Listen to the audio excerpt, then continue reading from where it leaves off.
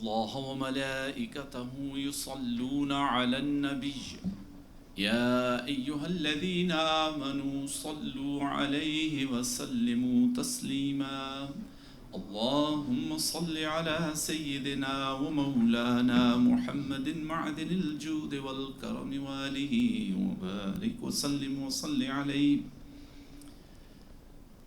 May Allah subhanahu wa ta'ala accept our devotions and worship and the sincerity with which, mashallah, all of you have traveled from far afield, from Morocco, from Denmark, from Surrey, and from all parts of UK. May Allah bless you all and help you to gain the faiz and the barakah of Sheikh Ahmed Dabbagh and his awliya Allah with which he is associated. And one of the, religion is not something to be talked about, nor to just read in the books. It is actually something to be experienced and to be lived. And what in the Sufi traditions we try to do actually is we try to live and experience that. And Hazrat Imam Ghazali rahmatullahi ta'ala in Ihya Ulumuddin, when he talks about how we should read the Salah, and particularly when we're sitting in At-Tahiyyat, he says when you read At-Tahiyyatu lillahi was-salawati wat-tayyibat As-salamu alayka ayyuhan nabi. He says that first of all you should imagine yourself in the divine court. Just imagine that. And where you are saying At-tahiyyatu lillah was-salawatu wat-tayyibat. Effectively, all my verbal, physical and my monetary worships are for Allah. What you're really saying is, Ya Allah, I've come to present you what I can, which is my verbal, oral, my physical, and the wealth that I have, it's yours. Here it is, Ya Allah. This is all I can present. And then you turn to Medina Sharif. That's interesting, isn't it? Where is Allah? On the Arsh. And where is the Arsh? Beyond the universe, isn't it? And how big is the universe? Well, this is where, the astronomers begin to scratch their head. How big is it? Nobody has any idea. Not billions of miles, but billions of light years. Billions of light. It's an unimaginable figures they come up with, all of them. And what is it doing? It is still. Yes, and it's interesting. In Surah Al-Hadid, Allah talks about وَإِنَّا لَمُوسِعُونَ. We are its expanders. We are the ones who are giving it wus'a. We are expanding it. This is actually a very recent discovery. It was only about 4 decades ago they found that the universe is really, it's a very recent discovery. And yet the Quran talks about, Allah says, وَإِنَّا لَمُوسِعُونَ. We are always expanding it. It's getting bigger and bigger. So, and Allah is beyond that. So you were in the court of Allah, and now you are told to go to Medina Sharif. Subhanallah, this is the power of human mind and human imagination and human vision. Seriously, Jan, this is how fast, rapid it can travel. Okay, so you come back to Medina Sharif, back to earth, and what do? You say, Assalamu alayka ayyuhan nabi. It's not Assalamu alayhi. Assalamu alayhi. Salam on him. No, salam on you, because Ghazali radiallahu anh says, you go into the presence of Rasulullah and you offer your salam to him. And so that is experiencing, isn't it? What you were doing after Asr, these experiential kind of exercises of devotion. And same applies to the Quran. You know, if you read about the great ulama and scholars, and if you ask them, how do you read the Quran? What's the way of reading the Quran? And they will tell you, you know, first you need to read the text of the Quran, the Arabic with tajweed and with wuquf and with zayyanu al-Quran bi aswatikum, with a tune, that is the Prophet ﷺ advising that make the Quran beautiful with your voices. So do that, yes, okay, do that. But then go to the next very important stage, which is begin to reflect. And not just what is the reflection about. You know, all of the ulama teach how you should do that. When you come across the horrors of hell, you ask for protection from that. When you see those beautiful scenes of paradise, yearn for them. Your mouth should water for them, eh? And you should yearn, Ya Allah, give me that, yeah, no? And when you have the qualities of the Salihin mentioned, you should again aspire and reflect on. And one of the beauties of the Quran is, you know, whenever it talks about qualities of righteous people, it usually in single breath, you know, pours out 10 or 11 in one string there, no? الطائبون العابدون الحامدون السائحون الراكعون الساجدون العامرون بالمعروف والناهون عن المنكر والحافظون لحدود الله. You know, in one breath, 10 qualities are mentioned, eh? And it's same in قد أفلح المؤمنون الذين هم في. Again, 7, 8 qualities are mentioned. There are dozens of such passages. When you come across these, what should you do? What should you do? You just read them beautifully and go, no, that is where you need to imagine. As you know, you do these exercises, you now need to imagine that, have I got khushu? You know, have I got that humbleness? Have I got that focusing ability? Am I pure? And so on. Do you see that? And that is this imagining. And you know, this is one of the most powerful ways of increasing your mental capacity and critical thinking, something which the Ummah at this moment desperately needs. Okay? You know, what is making Muslims backward is seriously the inability to think. Okay? You look at, you know, I'm very familiar with the educational system of Pakistan and of Egypt, and sadly, it is a rote learning system there. No? It doesn't make you a thinker.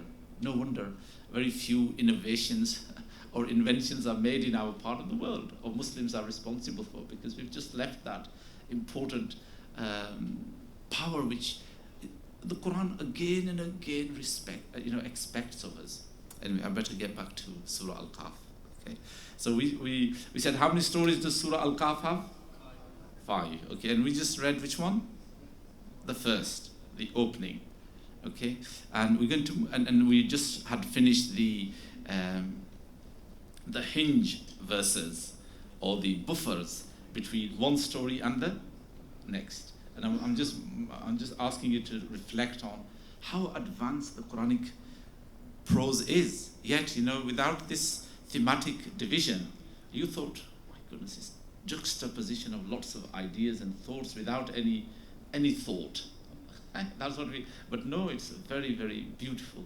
Anyway, let's go back. So we've just read this Surah Al-Kahf and the beautiful commentary on it, or the buffer or the hinge ayahs. Now we move to the second story, or the parable of the rich man. What's the difference between a story and a parable? Well, a story could be real, it could be fictional, and parable is effectively telling a story with the purpose of deriving a moral or a spiritual, social lesson from it, really. And when the Quran tells any parables, this is Allah, you know, the creator, the maker of everything, okay? And it doesn't have to be one person.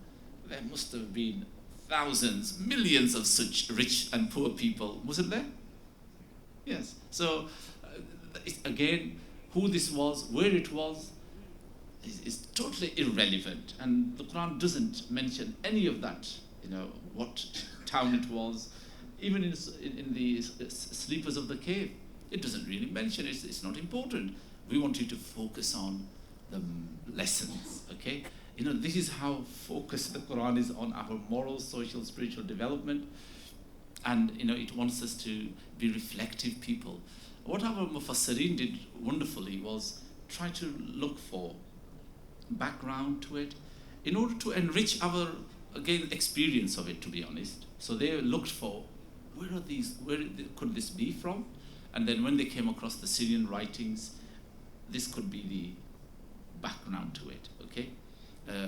But a lot of it obviously comes from hadith. A lot of the sabab al-nuzul, the circumstances of revelation, come from hadith. The Prophet ﷺ had himself told about it. But this story of the rich and the poor man begins here. وَضْرِبْ لَهُمْ مَثَلَ الرَّجُلَيْنِ جَعَلْنَا لِأَحَدِهِمَا جَنَّتَيْنِ مِنْ أَعْنَابٍ وَخَفَفْنَاهُمَا بِنَخْلٍ وَجَعَلْنَا بَيْنَهُمَا زَرْعًا. This is the fourth ruku of Surah Al-Kahf. Those from Indo-Pak who are familiar with the ruku, we were doing rukus there, no? And good Hafiz, they try to actually stop at the ruku and do ruku. And that is a thematic. What is it? Yes, this is a new theme beginning, all right? So for me, in many ways, this wasn't too difficult to find where a theme begins and ends, but in the Saudi version, of course, there is no rukus. They don't have that. But again, obviously, this is the Ajmis, non-Arabs looking for ways of understanding the Quran, making it easy. But sadly, it never got translated into, for me and you, what is the theme, where does it begin? And again, they had this great adab. They put the marks of the rukus in the margins, okay? But anyway, so this is where the ruku begins, the story of the rich and the poor man. Tell them the parable of two men. One of them we gave 2 vineyards, hedged by palm trees, with a cornfield lying in the middle. Both vineyards had a stream running between them, so they produced an abundant crop throughout the year. He had plenty of agricultural produce too. One day he said to his friend, as they were arguing amongst themselves, "I have more wealth and a larger family than you." He walked into his garden with these wrong thoughts and said, "I don't think that these vineyards will ever perish.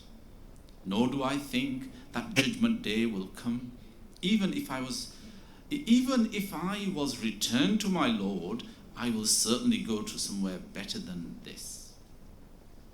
Now this is the rich man's, the wealthy man, the owner of the gardens, his thoughts and his description. I hope you don't really need much commentary on that, do you? There's no commentary needed. It's just, if you just read it carefully. And I hope you can see the fluency of the Quran itself, to be honest. It's so beautiful and so succinct. It gives a very beautiful picture of these 2 vineyards he had, and the stream that flows between them, and the field he had as well for cornfields and wheat and other products. So he was quite a wealthy man, But look at his mindset. What is he saying? Okay, what does he say? Who does this remind you of? I have more wealth and larger family than you. Yeah, okay, he's being arrogant, isn't he? I was actually more thinking about contemporary shaitan, Greater, eh? We want to make America great, eh? And we want to be great. I am great anyway. He's written everywhere, okay? Trump on everything, okay? This is the psychology of the arrogant wealthy man. Not every wealthy man. This is the arrogant wealthy man. And this is one of the dangers of wealth. The Rasul sallallahu alayhi wasallam constantly reminded us, and the Quran also reminds us. And this is the real danger of wealth. And in fact, the problems of our society here in Britain are because of too much wealth. Not because of less wealth, but too much wealth. It is actually over wealthy. And the danger of wealth is that it becomes your idol. This is the shirk of our times, really. This is the shirk. We worship it. We earn it madly and crazily. We spend it crazily as well. And we are selfish about it as well. We are greedy about it. We don't want to share with others as well. And it also makes you arrogant. Just imagine now, it's making you arrogant, it's making you greedy, and of course it's also inevitably going to make you jealous, because you can't bear to see someone richer than you, okay? And it's going to make you angry as well. All the four major vices, come together in one person. That is disastrous. That is really devastating. And so, the Quran paints this picture of this man who is arrogant, who is so proud of himself and so shameless that he says to him, I have more wealth and I have bigger family than you. What kind of humanity is that, eh? What kind of, shameless, actually. This is indecency, really. Having no respect for other human beings, that just because he's poor, you want to despise him. And you want to show him, okay, look, I'm richer. This was one of the criticisms of the royal wedding as well, really, that only the rich and the very, very rich and the celebrities were invited. Only those can enter into that. And so this is what wealth does to you. It really creates this very particular class of people who don't really care about others, who want to exploit. And one of the latest findings, in economics is that the richer are getting richer and the poor are getting poorer. Okay? Because of this particular the mentality and scheme of work that happens with it. Anyway, let's go into our translation of the Quran there, no? The wisdom of the humble man. Now comes the wisdom of the humble man. That's the title I've given this. His friend said to him, as they argued. I've used the word argued because actually it's not quite. قَالَ لَهُ صَاحِبُهُ وَهُوَ يُحَاوِرُهُ. Hawara yuhawiru is to discuss. Where is Dr. He's gone. Oh, there. Hawara yuhawiru would be more of discussing, isn't it? Rather than arguing. And so here are some of the mistakes I've made. So make dua that Allah helps me to correct them. So as they were discussing, the humble man wouldn't be arguing anyway. That's not his nature, is he? He would be gently reminding him. He would be gently discussing. So inshallah, in the next, hopefully, I'll be more thoughtful and use that word, rather than so the one who, so what does he say to him? As they conversed, as they discussed, as they talked, very simply, yeah, that might be. His friend said to him as they were talking, how can you deny the one who created you from dust and then from a drop of sperm? For me, he is Allah, my Lord, and I do not associate anyone with my Lord. When you entered your vineyard, why didn't you say, there is no power except that for Allah, even if you saw that I was less than you in wealth and number of children? I am hopeful that my Lord will give me better than your vineyards. He could send a thunderbolt from the sky on them and turn the land barren, or make its water sink deep into the ground so that you wouldn't be able to reach it. So what does he do? He gives him a gentle reminder, doesn't he? And then, he also corrects his words. This is very beautiful, He challenges him. Look, what you said is wrong. Subhanallah. And, someone weaker wouldn't have mentioned that, but he challenges him. Okay, look, what you've said is wrong. As though the Quran is telling us, teaching us that when you hear somebody saying something wrong, don't just remain quiet, but do your amr bil ma'ruf wa nahi anil munkar. Do your duty of nahi anil munkar, stopping them from the wrong. So he does all that in that, and he gives them a warning. You came arrogantly into this. You should have been humble. Because if my Lord was to sink the water deeper, if the water base went deeper and deeper, how would you be able to have the water? You wouldn't, and your vineyard wouldn't blossom. The next section from verse 42 onwards is what I call the vineyards are devastated. So his fruits were destroyed. There he was, wringing his hands, regretting what he had spent on it. The trellises had fallen. He sobbed, I wish I had never associated anyone with my Lord. There was no army that could help him against Allah, nor could he defend himself. This shows all power belongs to Allah, the truth. Allah, the truth. To believe in him produces the best reward and best outcome. This is, this is هُنَالِكَ الْوَلَايَةُ لِلَّهِ الْحَقِّ. I translated that as, this shows that all power belongs to Allah, al-haq, the truth. And to believe in him produces the best reward and the best outcome. The best outcome, khayrun uqba, best outcome, best results, and the best product comes from doing righteous deeds. This is where, alhamdulillah, you need good tafasir to sort of develop the whole idea of what are the good outcomes. Okay, that's where good mufassir would be able to lead. But in our case, mashallah, you're all educated, and this is where, you need to begin to think for yourself. What is the good outcomes that I want for my life, right? And, okay. Now the Quran goes on to another parable, the parable of life and death.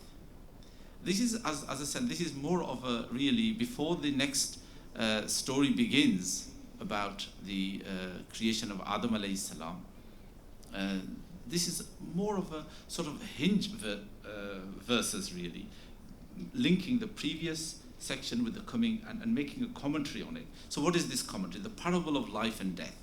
Tell them a parable of worldly life. It's like the rain we send down from the sky. The soil soaks it. Plants grow, then turn into dry straw that is scattered by the wind. Allah has power over all things. One of the most important beliefs of ours is resurrection. And the Quran keeps on reminding us and giving us evidence and proof again and again that Allah is capable of bringing dead to life. And this is really fascinating, in our day and age, because we can now, do you want to see the mammoth back here in England? Do you know mammoth? Do you want to actually see that bushy, shaggy elephant? Do you think it can happen? Of course it can. We've got enough remains to do the clone. The only problem is, once we can create it, really, the scientists can now recreate the mammoth. But what's going to be the problem? Where is it going to live? Where is the sustenance for it? We don't have it. It's not in the right environment now. But we are capable. Actually, they've already created several of these extinct birds and animals. The only problem with them is we don't have that environment any longer. So it's difficult for them to survive. Subhanallah. How did they do that? Well, they just take the DNA from the bones or from any part of the skin that is left anywhere rotting 10,000 years ago. And from that, once you've got the DNA, you can really synthesize and make the new cell. Seriously, this is quite if we human beings can bring dead bones back to life, what about Allah? How difficult is it for him? He says, إِذَا أَرَادَ شَيْئًا أَن يَقُولَ لَهُ when he wishes to do anything, he just says to it, be, and it becomes. All right. So, this is again that evidence there.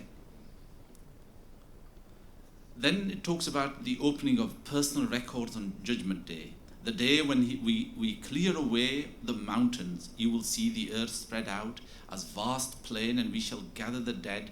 No one will be left out. There will be presented before your Lord in rows, it will be said, you have come to us as we created you the first time. Can you just listen to this one? They will be presented before your Lord in rows, and it will be said, you have come to us as we created you the first time. They will be presented before your Lord. That is Allah, your Lord, which is in the second person. And it will be said, you have come to us. And this is now in the, that's in the first person. No, sorry. So that's also, it's getting a bit late now in the night. That's also in the second person. You, okay, you have come to us as we created you the first time. You thought we wouldn't fulfill our promise. The point I wanted to actually make, and perhaps we'll come across somewhere.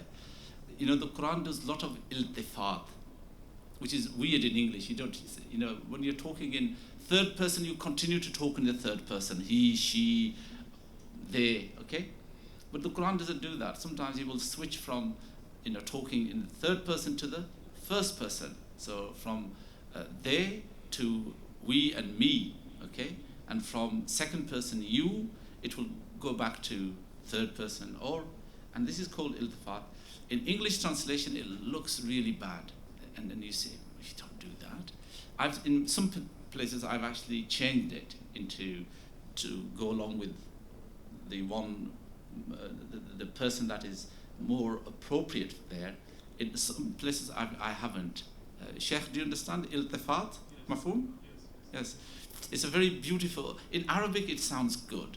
It makes a lot of sense. But in English, we would say that's wrong. Your teacher would correct you.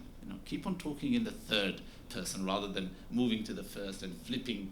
But this is flipping in the Quran. It makes a lot of sense. It's beautiful in the Quran, the iltifat. So when you come across it sometimes, don't think it's wrong. I've actually been literal there. Okay. In other places, I try to change it. That would be a defect. Yeah, and some people will criticize, but okay, I would accept that. And then we move on to the third story. So I hope you can see, there is the hinge, the buffer zone, the commentary on that story of the rich and the poor man. It's making us reflect on what happened in that story and learn some lessons from it. Okay, I've not delved into that. I'll leave that for you yourselves to do that. And that's something which, with the help of some other teachers, we might think of putting some questions here in the future. There's some room left here. And if you've got any ideas, how we can make, my job with this translation, I want the Quran to speak, first of all, which it speaks very loudly, very eloquently, very effectively, and very powerfully, okay? But to make it a bit more, make you reflect, the reader, we need to have perhaps some questions here. What is it really saying to you? But I say those commentaries, I hope you can see those two passages, are already a commentary and drawing our attention to what the Quran wants us to learn, which is about the akhirah and the transient nature, the fleeting nature of the world. Okay, it's just been talking about the rich man who believes that this world is be all and end all. And then Allah says, no, it's not. Yeah, no, there is something more important. Okay. So the third story is that of the shaitan and Hazrat Adam alayhi salam. I'm going to skip that one. I'll leave that for you to read yourself. And as a commentary on that, the next two headings I've got are actually, we have, I call it humanity is quarrelsome. People are we not quarrelsome? And the وَكَانَ الْإِنسَانُ أَكْثَرَ شَيْءٍ جَدَلًا, okay, which I've translated here as humans are quarrelsome creatures, okay, and we do, don't we? We're always quarreling with one another. We seem to be differing, and one of the beauties of the Quran is, it talks about diversity, which is a concept, very modern concept. You don't see that actually. Certainly you don't find it in Bible or anywhere else. It's certainly not 1400 years ago. the Quran talks about diversity. Allah says, if I wanted, I could have made you all one nation, one religion, but that isn't. I wanted to see ikhtilaf, I want to see diversity, pluralism. I want to see variety. I want the 7 billion, every one of you, unique person, okay? In my sight, you are very unique, very special. And that is what is really valuable and powerful. That is a concept which we Muslims lived to some extent, and our Muslim rulers and generals tried to live, but obviously never fulfilled its proper, and there was discrimination, there was prejudice, and we still, but on the whole there was alhamdulillah, a very good sense of diversity, and within that diversity, equality. This is one of the hallmarks of modern civilization, and particularly British law, and nowadays, trying to spread this. And for us, it's very important, to talk about multiculturalism, and one of the good things about this royal wedding was, it actually is a real smack on the face of those who were anti-multiculturalism. Okay, how can you deny it? Even your prince is now marrying a mixed race, eh? So how can you say multiculturalism is dead? Eh? It is real, it's living. So, we need to look at these things. But it is a concept which the Quran, in many places, dozens of places, mashallah, in a very beautiful, and I've given that heading to it, diversity, pluralism, some of the modern terms, because that's what it is. This really shows you how contemporary the Quran is, and how real it is. Actually, it's relevant to my life. It's this is the beauty of it. For every age, it has its own brilliance. Okay. So the disbelievers' minds are locked. This is one of the headings here, 57. Which is who is more unjust than the one who is reminded of his Lord's verses and turns away from them? So this is the one who forgets Allah. Let me go on to the fourth story and the real climax of this story, of this surah, really, the middle of it. Right in the middle of it is this wonderful story of, which one? Musa and Hizr alayhi salam. Hizr is the green man. The concept of green man is very interesting, because in every culture there is a green man. Robin Hood. Yeah, Robin Hood was what? He was actually a green man. His dress was green. He lived in the greenery. And this concept of green man is really fascinating in every culture. And we have it in our Sufi traditions as well. And this is the man who defends the rights of the downtrodden, of the poor, of the deprived. He stands up for them. He seeks justice for them, really. Okay. But here, the Quran is presenting him as a God's man. He's also God's man, yeah. And he's a green man, but he's also Allah's man, yeah. And he's Allah's chosen. And here, as though the Quran is putting a stamp on the green men of the world, green men of every culture and every society who stand up for justice, really. So this is the story of Hizr alayhi salam and Musa. But again, the Quran doesn't tell us the background to it. It assumes you know it. Okay? And this is where we seek the help of hadith, narrations which tell us that when Musa alayhi salam was asked, who is the most knowledgeable? And Musa alayhi salam said, who other than me? I am the Kalimullah. I am the one who speaks with Allah, and who can be? And he was right, actually. But Allah subhanahu wa ta'ala wanted him to understand something more deeper, and mysteries of life, really. And again, through this story, we are being told that serendipity is one of the great features of life, which really begs explanation, and we human beings cannot explain serendipity. Okay, events that happen, which outwardly seem to be devastating and disastrous, but turn out to be amazingly wonderful, turn out to be really good, and just showing how little we know and how bad judgments we make. a lot of the time. Okay, and yet Allah subhanahu wa ta'ala has other plans. Anyway, the Sufi have, done fantastic tafasir on Musa and Hizr from every angle, from the Sheikh to the relationship between Sheikh and the Murid, between the guide and the true devotee seeking Allah's love, and how to behave, okay, when you're with your Sheikh, and you know, the idea of the Sheikh is that he's the epitome of Rasulullah sallallahu alaihi wasallam. He represents Rasulullah sallallahu alaihi wasallam, and you live that. We try to live that. The Sheikh is the representative of Rasulullah now, at this moment for me, and I must now, just like I ought to follow Rasulullah sallallahu alaihi wasallam, I will follow him because he's representing Rasulullah. He's the embodiment of the Sunnah. And so the Shaykh has this very important function, really. It's the it's the function of Risala, really.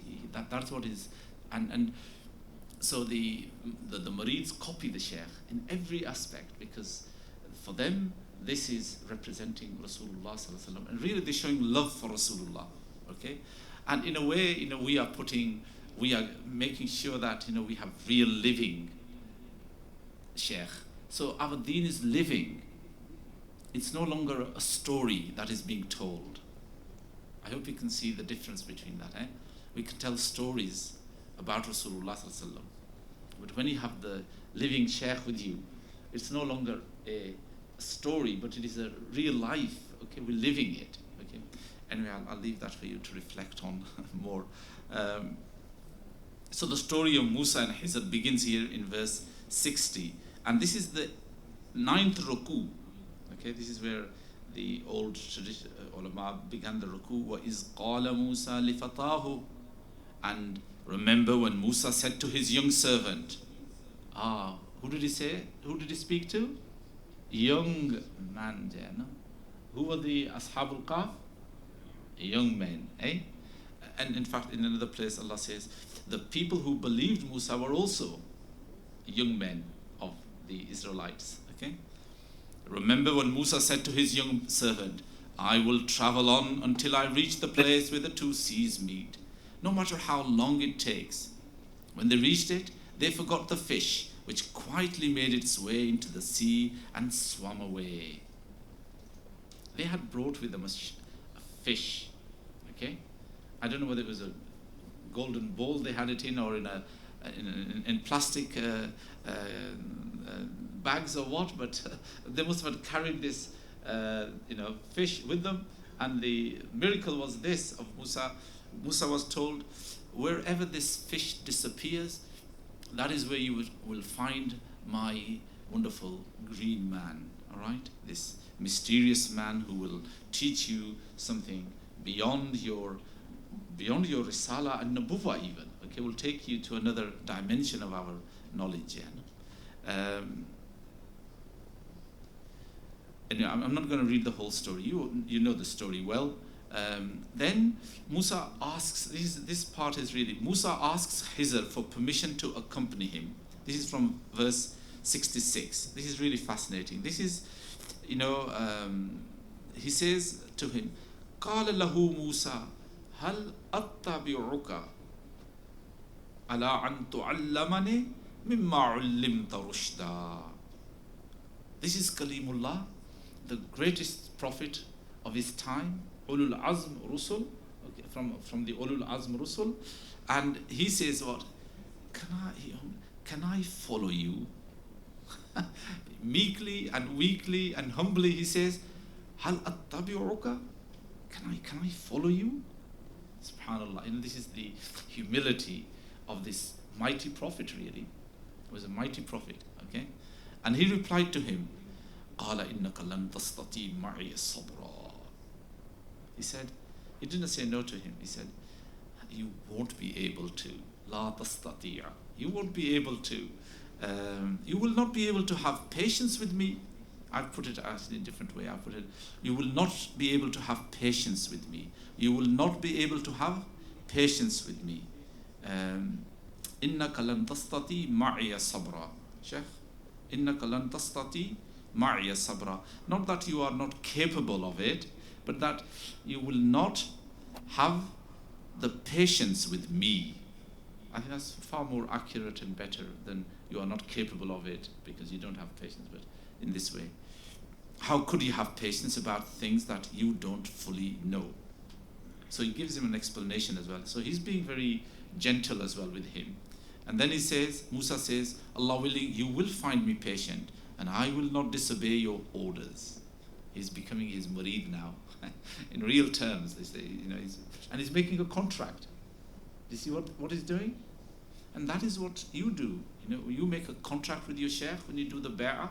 That's a contract. And the contract is, I will follow your teachings. Okay? I will obey you in the Sharia of Rasulullah sallallahu alaihi wasallam.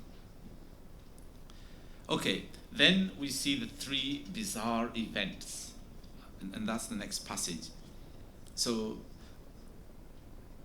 the green man says to him, all right, come with me. I'll let you travel with me. And can you see this is the sheikh saying to his murid, all right, come along with me. Come along with me. I'll take you on this journey. You get it, eh? This is the sheikh taking you on the journey. So and on the way they encountered three bizarre events. I call this three bizarre events.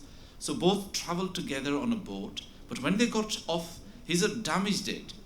And Musa said to him, did you damage it to drown those on board? You've done an awful thing. Hizr said, didn't I say you will never be able to have patience with me? Musa replied, don't be harsh with me for forgetting. Don't be harsh with me for forgetting. Please don't make my task any more difficult. He's the prophet of God. He's a man of Sharia, okay?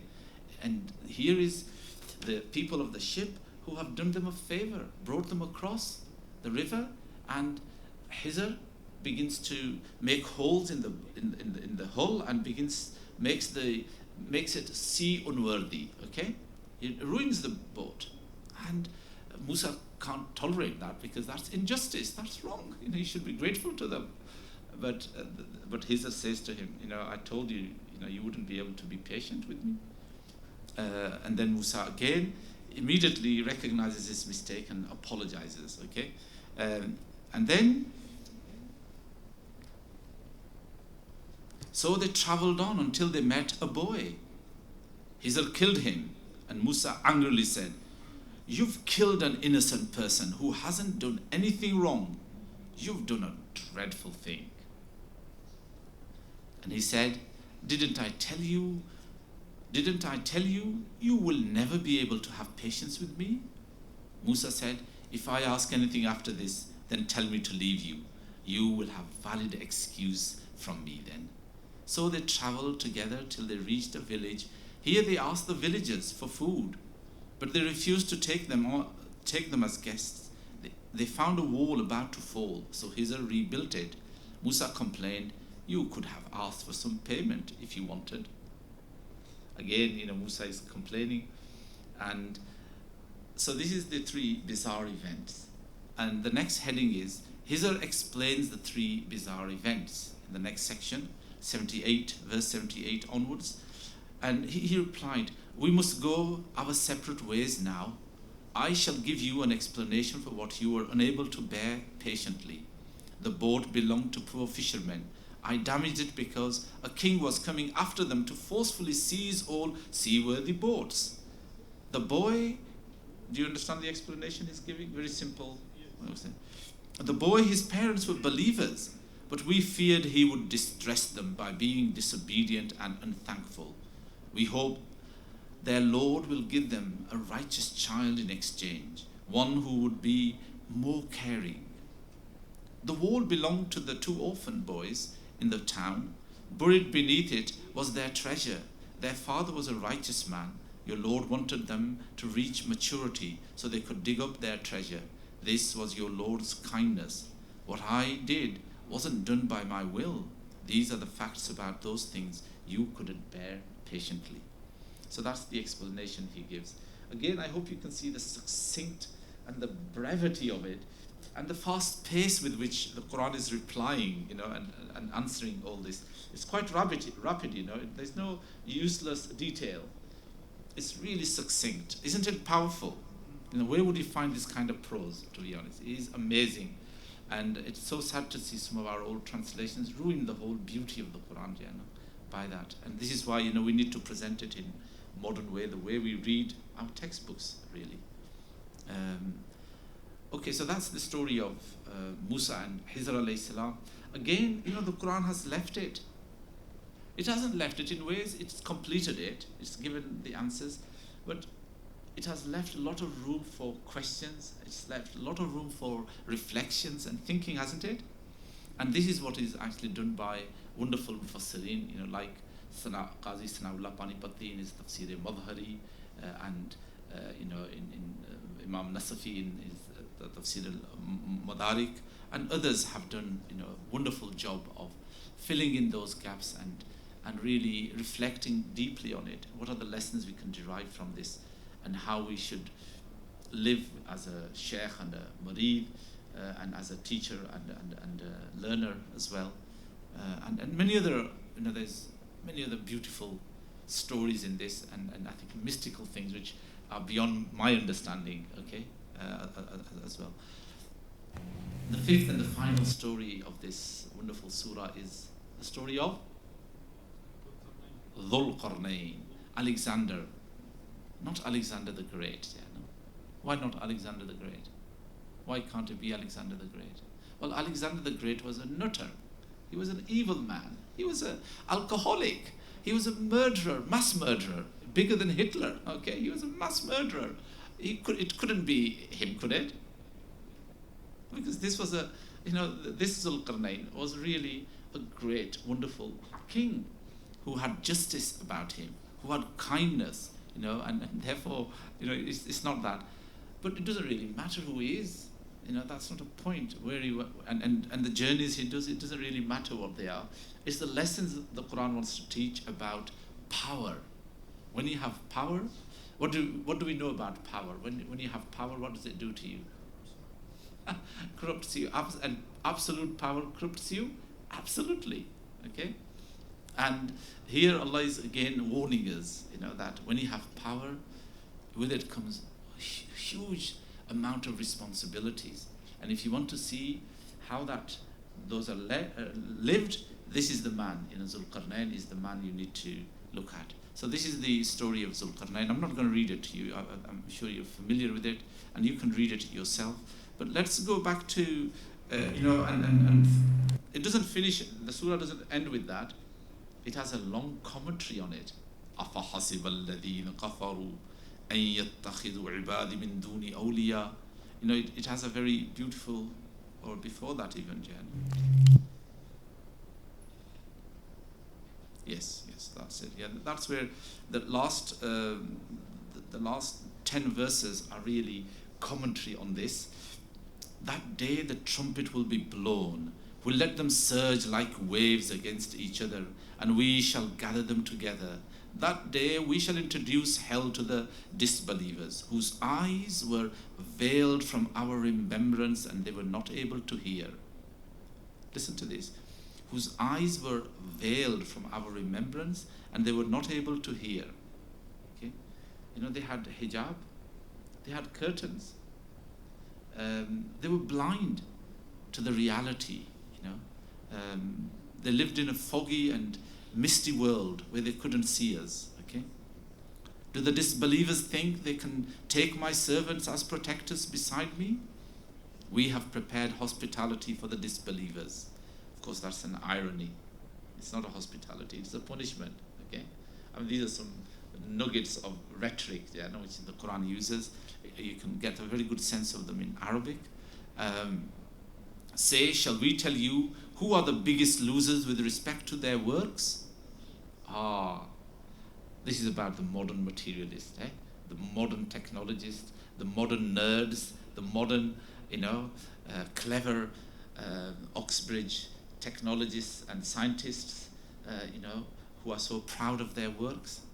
Listen to what Allah says. Allah says, shall we tell you who are the biggest losers losers with respect to works whose efforts were misguided, yet they thought they were doing good works. To be honest, some of our inventions, there are hundreds of thousands of inventions. You would think, what difference has it made, eh? Yet we go after, we spend a lot of money, we waste so much, eh? And this is something, we really must think. الَّذِينَ ضَلَّ سَعْيُهُمْ فِي الْحَيَاةِ الدُّنْيَا. Okay? وَهُمْ يَحْسَبُونَ أَنَّهُمْ يُحْسِنُونَ صُنْعًا. وَهُمْ يَحْسَبُونَ أَنَّهُمْ يُحْسِنُونَ صُنْعًا. They think they are doing marvelous things, eh? And a lot of them are absolutely trash, waste of time, waste of money, waste of valuable resources of our earth. And this is why, the earth is suffering. The earth is at this moment suffering there, no? And yet these clever guys think we are doing great things. They're destroying the ozone layer, for example, by the CFC. These are the chlorofluorine chemicals, that are destroying the ozone layer, which ozone layer is only about a few millimeters thick, but it is so important that it absorbs the harmful rays of the sun. If they were to come through, we wouldn't be able to survive for too long. This is just imagine, just a few millimeters of ozone layer around the earth. But our CFC chemicals, which come out of our old refrigerators or other chemicals that we have manufactured, when they rise, they begin to make holes in it. Okay, so the UV light now can come directly and have very deleterious effect on life on Earth. But this is just an example I'm giving you. But there are hundreds of thousands of such examples. We are just going mad, crazy, and our educational system, our governments are encouraging, keep on making more of these ridiculous things because we want to see activity, economic, because they think, we need to have economic growth and more of it. That will make us happier and richer. But it's obviously quite the reverse, sadly. And this is a very powerful verse with regards to that. And just listen to this again. Shall we tell you who are the biggest losers with respect to works? Whose efforts were misguided, yet they thought they were doing good works. People who disbelieved in signs and in their meeting with their Lord, so their deeds are worthless. I'm going to finish here, but before we do that, in the introduction, I explained that there is a common theme that is running through all of the 5 stories, and it's weaving the whole fabric of the surah. Okay, it's weaving it together as one lot. So what are those connections between the 5 stories? So what are the connections between the 5 stories? Well, the subtext, the underlying theme in these stories is major temptations that all of us face. Okay, so what are those major temptations we face? What was the temptation that the Ashabul Kahf were facing? What was that? Well, they had a choice, didn't they? To believe or not to believe. So faith becomes it is a challenge, to be a person of faith in a modern society, to be honest. It's a real challenge. It's not easy, This is why Professor Alistair Hardy, the founder of the Centre for Religious Experience and Spiritual Experience in Oxford, actually, he never talked about God until he retired. And it was after he had retired that, he went for the centre, because he thought that when he was a professor of zoology in Oxford, had he been talking about spirituality, people would have thought you're a nutter, Jana. He's not a scientist. We wouldn't listen to him, seriously. So he said, okay, I won't talk about it until I retire. After his retirement, it wasn't important for him, because he was retired, so he could. Yes, faith, it's not as free as you think, We are very restrained everywhere, in every country. Muslim countries, even worse, Jan. Muslim countries are even worse. You can't really very, very openly talk about some of the truths, seriously. So today, faith is being challenged. Just like the Ashabul Kahf were challenged, we are being challenged. Our young people are being challenged. We are told, particularly that the British are very good at saying, you shouldn't say God, no? We don't say God in public. Blair never said it, eh? In fact, what was that very famous? We don't do God. Do you remember? He said, we don't do God. And it was very interesting that when he retired, within a week, he gave his sermon in St. Paul's Cathedral. I was invited as a guest to listen to him, and next morning we were supposed to have we had breakfast with Blair and give him feedback. There was about 10 of us, myself from Muslims, another Rabbi Jonathan Sachs, the chief rabbi, and the 7-8 bishops. And in that talk of his, after he had resigned, he meant that 45 minutes talk. I don't know whether he mentioned God 30 times or 40 times, and yet a few days before that, it was haram to say God, because that is the nature of the British secularism. But across the pond, it's quite different. Okay, they can talk about God, of course, never do what God says. Sadly, that's the irony of it. Never do what God says, but they talk a lot about God. God bless you. Even Trump uses that a lot as well. Sorry to be political, but we shouldn't be scared. I'm not really scared. I'm nothing to worry about. All right, even if it's on the media, not at all. All right, this is the challenge we have to face. We shouldn't be. And I do go to 10 Downing Street. I do go to the Home Office. I do go to DCLG quite regularly. All right, and I do speak my mind, and we have to. We shouldn't be too afraid or scared. We're inshallah going to be finishing in a few minutes. So what is the theme that unites all of these? First one is about faith. What's the second one? Wealth, So wealth, we are tempted by wealth. We love it. And when wealth opposes religious duties, we often prefer wealth. Yes, this is the sad thing about it. We are unable to sacrifice it and unable to spend it for others' good. The solution? Avoid attachment to the world. Be zahid. Okay. What was the third temptation? The temptations of the shaitan. In the story of Adam alayhi salam, and we are told that here is another tempter. Okay, the shaitan. And the fourth one, with Musa alayhi salam, what was the temptation there? Knowledge and skills. Knowledge, skills, and competencies, really. Some of us, alhamdulillah, have developed certain skills, and what the Quran is telling us, not to be proud of them, but regard them as Allah's gift to be used for the betterment of humanity, really. And the fifth one is power. Power you have, authority you have. When you have that, use it wisely. Otherwise, you will be destroyed. And I hope you can see that in it's always these are temptations in every age, but in our age, I think they are very sharply focused, aren't they? We can see, we live these. They're not hidden now, are they?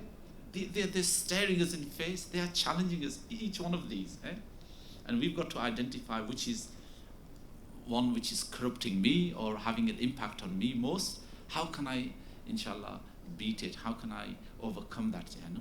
And may Allah subhanahu wa ta'ala help us to understand this beautiful surah, Surah Al-Qaf, and perhaps now understand what the Prophet sallallahu alaihi wasallam meant when he said, in the days of Dajjal, read this, so you can face the clash of materialism with spirituality. Wa akhir da'wana anil hamdulillahi rabbil alamin. Jazakallah. Thank you very much. Inshallah. So we have the Blessed Durood Majlis scheduled at 2 o'clock, so your tea break's going to be a very quick tea break, shorter than usual. So if you can kindly make your way upstairs, and then if I can have you ready back in the hall about 10 to, inshallah, because the teacher will be down at 2.